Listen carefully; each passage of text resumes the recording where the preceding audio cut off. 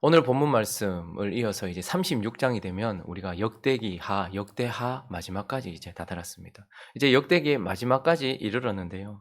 이 지점에서 이 역대기가 왜 기록되었는지 다시 한번 생각해 볼 필요가 있겠죠. 역대기를 하나님께서 이미 있었던 역사인데 왜 다시 기록하셨는가? 그것은 바로 그들이 이미 나라가 망하고 포로로 끌려갔다가 70년이나 고생을 하고 정신을 차리고 하나님의 은혜로 돌아왔어요.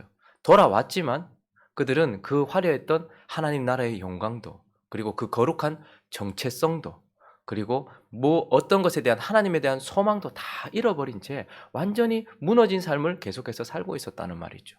그래서 하나님은 다시 한번 그들에게 소망을 주고 그들의 거룩한 정체성을 회복하여서 찬란한 하나님의 나라를 향해 달려갈 수 있도록 그들을 일깨우기 위해서 역대기는 기록된 것입니다. 그러니 돌아온 자들을 다시 깨우기 위하여 하나님께서 기록한 것이 바로 역대기인 것이죠. 그래서 하나님은 열왕기, 왜 망했느냐를 설명해주고 있는 열왕기와는 전혀 다른 관점으로 열왕기에서 보았던 모든 악한 왕들이 역대기에서는 하나님 앞에 싸웠던 부분도 있고 하나님 앞에 아름다운 부분도 있는 것을 보면서 우리는 이 역대기를 통하여서 처음 이 역대기를 받아들였을 수신자들이 하나님 나라에 대하여 다른 관점으로 바라보게 되었을 것입니다. 하나님께서 특별히 세우신 다윗의 가문과 그리고 남겨놓으신 이 남유다에 대한 하나님 나라에 대한 다른 관점을 그들은 가지게 되었을 것입니다.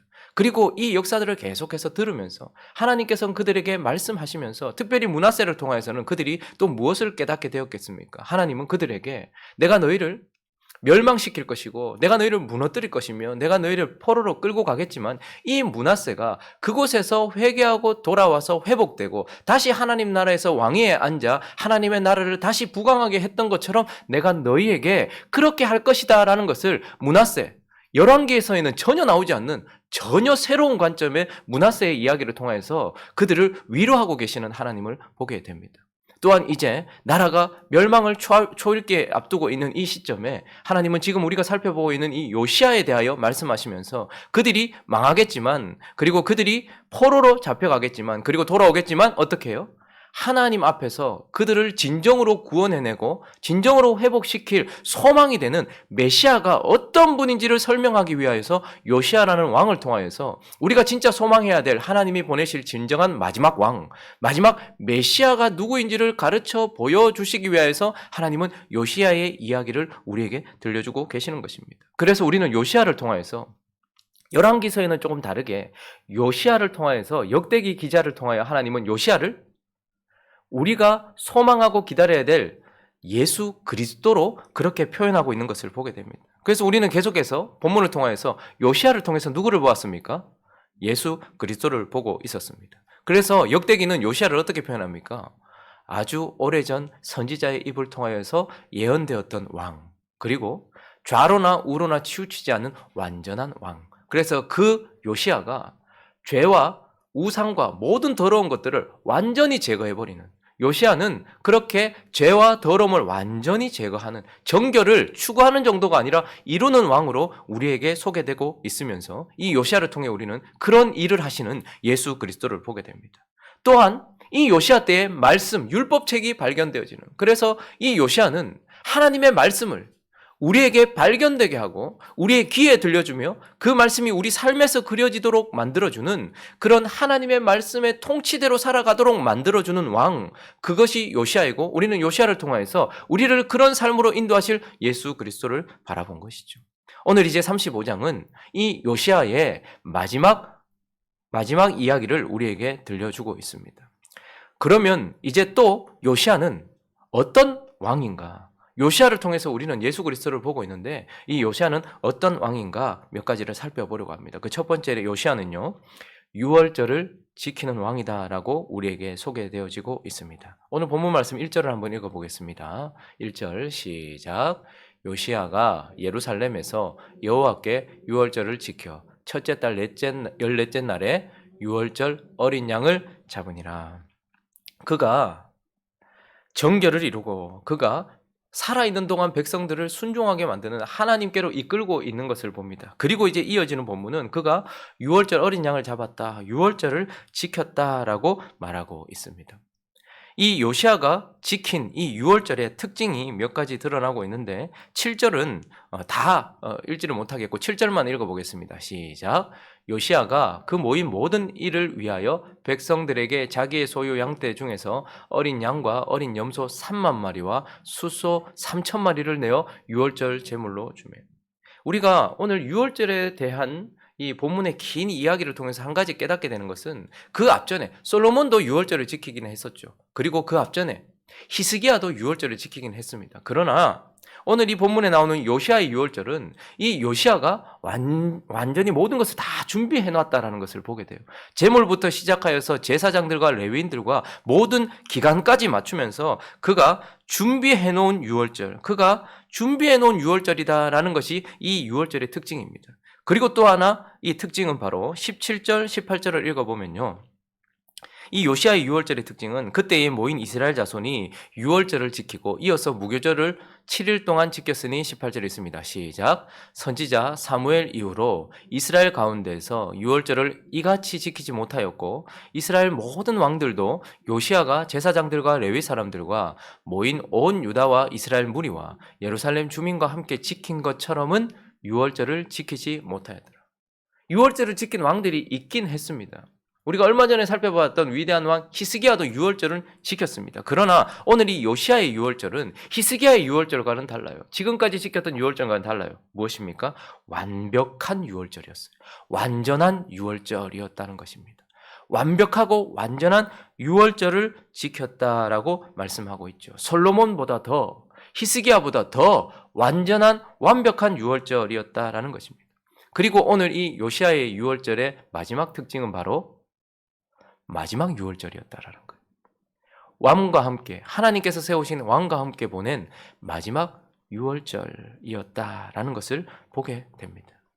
이 요시아의 유월절을 통해서 우리는 누구를 보게 되는 것입니까? 바로 우리 주 예수 그리스도. 하나님께서 요시아를 통해서 보여주고 싶어 하시는 왕은 바로 이런 유월절을 보내는 왕이다라는 것을 우리에게 보여주십니다. 그래서 누가복음 22장에 가보시면요. 8절을 한번 보시면 예수께서 베드로와 요한을 보내시며 이르시되 가서 우리를 위하여 유월절을 준비하여 우리로 먹게 하라.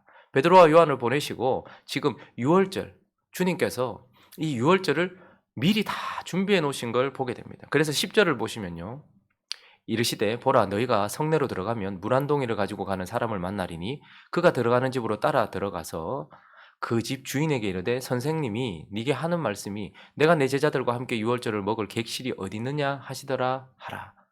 그리하면 그가 자리를 마련한 큰 다락방을 보이리니 거기서 준비하라 하시. 베드로와 요한이 준비하는 것 같고 제자들이 유월절을 준비하는 것 같은데 이번 유월절은 예수님께서 모든 것을 다 미리 준비해 놓으신 유월절이다라는 것을 보게 되죠. 그리고 계속해서 읽어볼까요? 13절을 보면 그들이 나가서 그가 하신 말씀대로 만나서 유월절을 이제 준비했죠. 15절로 넘어가 보겠습니다. 그리고 이렇게 말합니다. 이르시되 내가 고난을 받기 전에 너희와 함께 이 유월절 먹기를 원하고 원하였노라. 16절요. 내가 너희에게 이르노니 이 유월절이 하나님의 나라에서 이루기까지 다시 먹지 아니하리라 하시고 예수님께서 준비하신 유월절 그리고 진정한 어린 양이 되시고 진정한 대제사장이 집례하고 있는 완벽한 유월절 그리고 예수님은 이제 내가 하나님의 나라에서 이 유월절을 기념하기 전까지 다시는 없을 마지막 유월절이다라고 말씀하시면서 이 유월절을 보내신 예수 그리스도를 보게 됩니다. 수많은 사람이 자기를 메시아라고 소개했지만 그러나 이렇게 마지막 완벽한 자신이 준비한 유월절을 보낸 왕은 오직 예수 그리스도밖에 없는 것이죠. 그래서 우리는 요시아를 통하여서 유월절을 지킨 예수 그리스도를 보게 되고 요시아는 유월절을 지킨 왕이다라는 것을 우리에게 말씀해 주고 있습니다. 자, 그리고 이제 이 요시아는 또 어떤 왕이었습니까? 마지막 그의 기사에 나오는 죽임을 당하는 왕이다. 죽임을 당하는 왕이다라는 것을 우리에게 보여주고 있습니다. 그럼 갑자기 이야기가 급반전됩니다. 요시아가 철저한 개혁을 이루었다. 요시아가 율법책을 발견하고 요시아가 율법대로 백성들이 그가 살아있는 동안 살아가게 만들었다. 그리고 그가 유월절을 지켰다. 얼마나 지금 소망이 막 북돋아 올라오고 있습니까? 나라가 멸망을 초읽게 앞두고 있는데 요시아가 일어나서 이렇게 하니까 얼마나 좋아요. 저도 사실 열왕기를 읽으면서 요시야가 일어났을 때 하나님이 나라를 더 길게 가게 하시려나 보다라고 생각을 했어요. 하나님께서 뭔가 하시려나 보다 기대되지 않겠습니까? 그랬는데 갑자기 이야기가 그의 죽음으로 이어지고 있는 것을 보게 됩니다. 20절을 보시면 이 모든 일 후, 곧 요시야가 성전을 정돈하기를 마친 후에 마치 죽을 사람이 자기 것 다 정돈하는 것처럼 성전을 정돈하기를 마친 후에 애굽 왕 느고가 유브라데 강가에 갈그미스를 치러 올라왔으므로 요시야가 나가서 방비하였다. 자, 전쟁이 일어날 것 같아요. 애굽 왕 느고가 올라오고 있어요. 그런데 갑자기 요시야가 나가서 방비하려고 나갔어요. 자, 그런데 철저한 개혁을 이루어냈고 하나님 앞에 성결을 이루어내며 말씀을 발견하고 유월절을 지키며 하나님 나라의 부강을 꿈꾸고 있던 그가 이 전쟁에서 24절에 보면 그 부하들이 그를 병거에서 내리게 하고 그의 버금 병거에 태워 예루살렘에 이른 후에 그가 죽으니 온 유다와 예루살렘 사람이 요시야를 슬퍼했다. 그를 묘실에 장사했다라고 말하고 있어요. 갑자기 우리에게 큰 소망을 주고 있던 요시야가 갑자기 유월절 기사 이후에 죽었다라고 표현하고 있어요. 자, 그러면 이 요시야의 죽음의 특징은 무엇입니까? 제가 지금 계속해서 반복해서 말씀드렸던 것처럼 20절을 다시 보시면요. 이 모든 일 후에 요시야가 성전을 정돈하기를 마친 후에 나라가 부강해지고 이런 이야기가 나와야 되는데 갑자기 전쟁이 터질 것 같더니 그가 나가서 거기서 죽음을 당했다라고 말하는 갑작스러운 죽음, 이것이 바로 요시야의 죽음의 특징입니다. 그리고 25절을 보시면요, 이 죽음 때문에 예레미야가 그를 위하여 애가를 지었어요. 그래서 예레미야 애가는 요시야의 죽음 때문에 지어진 것입니다. 모든 노래하는 남자들과 여자들은 요시야를 슬피 노래하니 이스라엘의 규례가 되어 오늘까지 이르렀으며 그 가사는 애가 중에 기록되었더라. 모든 요시야에게 소망을 주었던 모든 사람들에게 너무나 갑작스럽고 완전한 절망을 가져다주는 죽음, 이것이 바로 요시야의 죽음의 첫 번째 특징입니다. 그리고 또 하나는요, 이 요시야의 죽음은 사실 잘 이해가 되지 않는 죽음이에요. 21절을 보시면요, 느고가 요시야에게 사실은 갈그미스 지금 어떤 상황이냐면 그렇게 전 세계를 제패하고 있었던 아수르가 저물어 가고 있는 상황이에요. 그런데 그 뒤를 이어서 누가 일어나고 있습니까? 바벨론이 일어나고 있는 거예요. 그러니까 바벨론에게 지금 아수르가 멸망당하기 일보 직전인 거예요. 그런데 이 일 때문에 만약에 아수르가 무너지면 아수르를 무너뜨리고 바벨론이 어디로 내려올까요?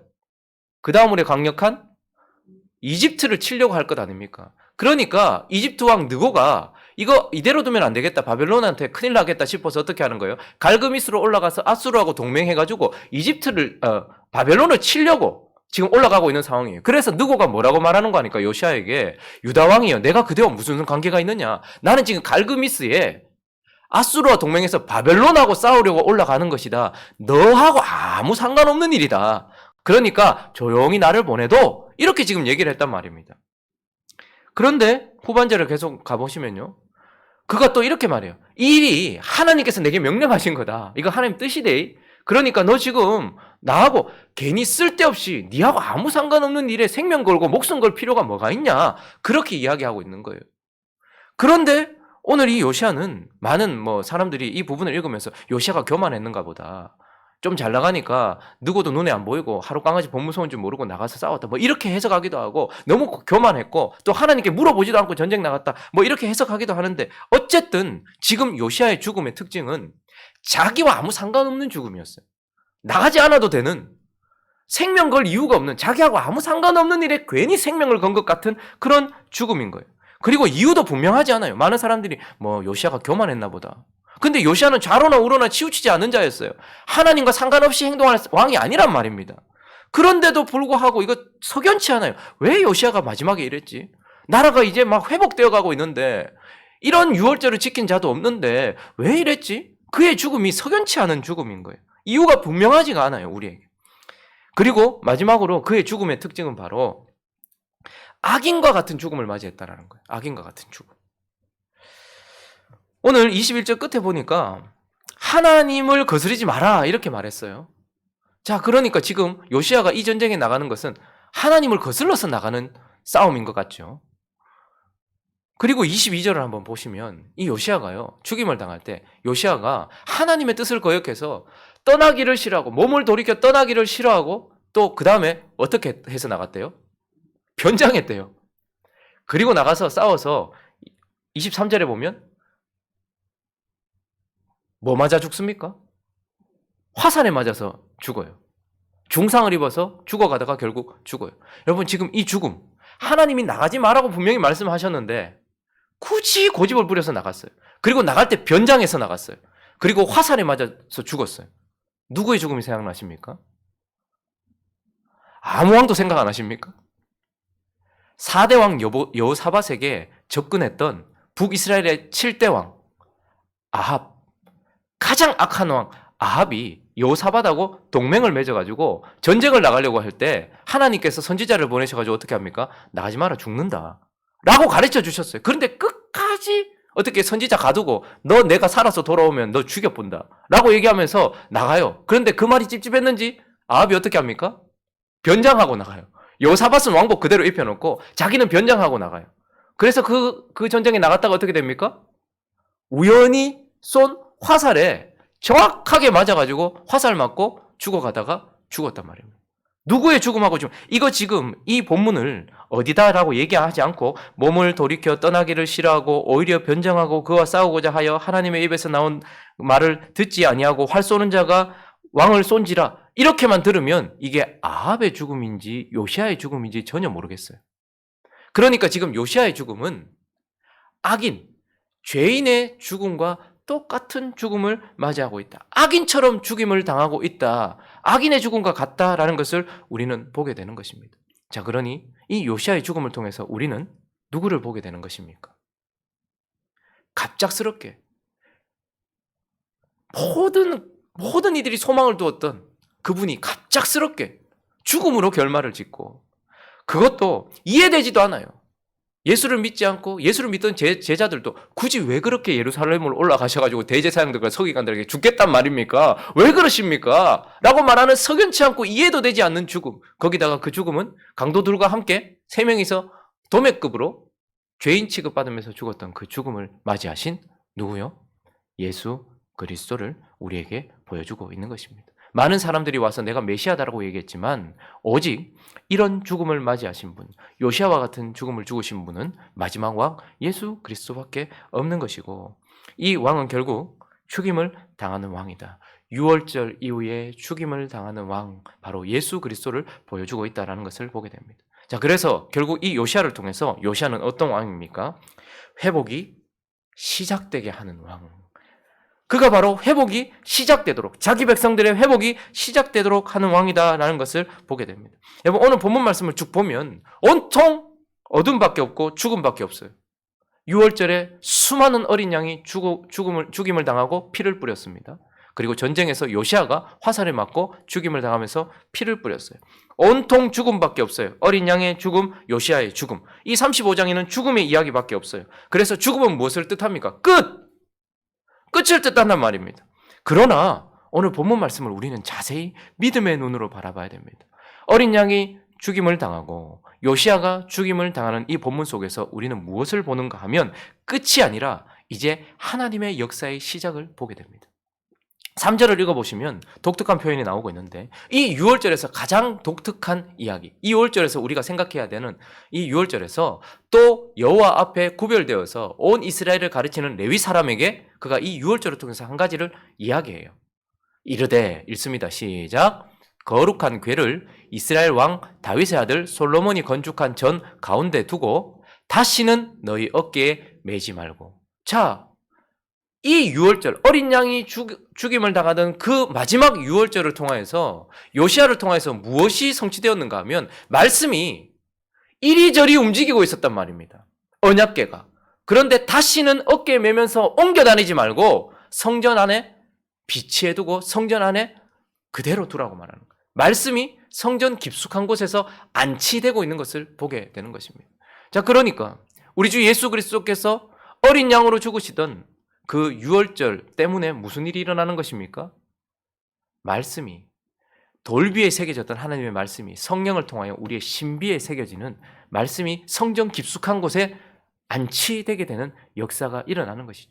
회복은 여기서부터 시작되는 것입니다. 말씀이 성전 안에 그대로 머무를 때에. 그러니 이 어린 양의 죽음을 통하여서 우리는 말씀이 우리 속에 정착되는 회복의 시작을 보게 됩니다. 그리고 진짜 그 죽음 이후에, 요시야 왕의 죽음 이후에, 우리가 내일 본문인데요, 주일 본문인데요, 36장 17절을 보시면요, 이제 실제로 요시야가 죽임을 당하는 기사 이후에 급격하게 마치 미끄럼틀로 내려가듯이 그냥 막 폭포가 떨어지듯이 멸망을 향해 달려가요. 그래서 하나님께서 요시야의 죽음 이후에 하시는 일들이 드러납니다. 읽습니다. 시작. 하나님이 갈대아 왕의 손에 그들을 다 넘기심에 그가 와서 그들의 성전에서 칼로 청년들을 죽이며 청년 남녀와 노인과 병약한 사람을 긍휼히 여기지 아니하였으며 또 하나님의 전에 대소 그릇들과 여호와의 전에 보물과 왕과 방백들의 보물을 다 바벨론으로 가져가고 또 하나님의 전을 불사르며 예루살렘 성벽을 헐며 그들의 모든 궁실을 불사르며 그들의 모든 귀한 그릇들을 부수고 칼에서 살아남은 자를 그가 바벨론으로 사로잡아 가매. 무리가 거기서 갈대아 왕과 그 자손의 노예가 되어 바사국이 통치할 때까지, 페르시아가 통치할 때까지 이르니라. 이 일은 무슨 일입니까? 갑작스럽게 일어난 것 같지만 하나님께서 므낫세를 통하여 하셨던 말씀을 회복을 위하여 내가 너희들을 무너뜨리고 회복을 위하여 내가 너희들을 바벨론으로 데리고 갈 것이며 회복을 위하여 거기서부터 끌어올 것이라는 하나님의 그 회복을 위한 역사가 요시야 왕의 죽음 이후에 바로 시작되는 것을 보게 되는 것입니다. 자, 그러니까 이 요시야 왕은 결국 하나님께서 자기 백성을 회복시키기 위하여서 일을 시작하게 하시는, 회복이 시작되게 하는 왕, 바로 크다라고 말씀하고 있는 것이죠. 말씀을 정리하겠습니다. 포로기한을 하였던, 그리고 돌아왔던 그들에게 소망을 주시기 위하여 주신 이 말씀을 통하여서 하나님은 그들에게 요시야와 같은 왕을 소망하게 하셨어요. 기대하게 하셨어요. 그리고 요시야의 때와 같은 그런 나라가 되기를 그들은 소망하게 하셨단 말입니다. 이 역대기를 처음 받아들었을 이 포로 귀환민들은 이 요시야의 이야기를 통해서 그래, 요시야가 있었지, 요시야 왕 같은 왕이 있었지 라고 추억할 뿐만 아니라 역대기의 표현을 통해서 그래, 요시야와 같은 왕을 하나님께서 우리에게 마지막으로 보내주실 거야 라는 소망과 기대를 가지게 했고, 요시야로 인하여서 부강했던 그런 나라가 될 거야 라고 소망을 주셨습니다. 그리고 이 요시야의 말씀, 이 역대기를 통해서 지금 우리에게는요, 그 요시야를 주셨다라고 말씀하고 있는 것입니다. 그러니 우리에게 이제 요시야의 때와 같은 그런 은혜들이 우리에게 시작되어야 될 것입니다. 그것이 우리의 삶 속에 드러나야 될 것이라는 말입니다. 그 요시야가 보여주던 예수 그리스도께서 우리 삶의 정결을 이루실 줄 믿고 나아가는 것, 그 요시야가 보여주던 예수 그리스도께서 우리 삶이 그분이 살아있는 한 하나님께 순종하도록 역사하시는, 무엇보다도 그분의 죽음 이후에 이제 그분은 우리의 삶을 회복시키기 위하여 시작하시는, 회복이 완성된 것이 아닙니다. 그분의 죽음 이후에 이제 우리의 삶이 회복되어져 가고 있다는 것입니다. 회복을 시작하신 분이에요. 그래서 다시 오실 그분, 완성될 그 회복을 향해 우리는 지금 달려가고 있다는 것을 기억하면서 이 요시야의 때와 같이 나의 인생을 그렇게 만들어 주십시오 라고 기도하는 저와 여러분 되어야 되는 것 아니겠습니까? 그들에게는 요시야라는 소망을 주셨지만 우리에게는 요시야가 보여주는 예수 그리스도를 주셨어요. 그러니 오늘 아침에 우리가 기도할 때에 이 요시야의 때와 같이 우리가 정결이 완전히 이루어지고 하나님을 따라가기 위한 삶이 시작되어지고 우리 삶에 완전한 회복이 있게 하옵소서. 요시야의 때와 같이 그런 은혜가 있게 하옵소서. 우리 자신을 놓고 우리 교회를 놓고 이 땅에 교회를 놓고 기도하는 저와 여러분 되시기를 예수 그리스도 이름으로 축원합니다. 같이 한번 기도하겠습니다. 하나님께서 남유다를 무너뜨리시기 전에 가장 큰 소망을, 복음을 들려주신 것입니다. 요시야라는 왕을 통하여서 하나님께서 내가 이런 메시아를 너에게 보낼 것이라는 그런 복음을 들려주신 것입니다. 다시 한번 요시야를 보면서 그가 어떤 왕이었는지를 살펴보고 그 시대가 어떠했는지를 살펴보면서 이 모든 은혜들이 이제 우리 가운데 성취되어질 수 있게 해달라고 기도했으면 좋겠고요. 또 현식으로 놓고서 각자의 기도 제목들을 가지고 함께 기도하며 나아갑니다. 기도하겠습니다.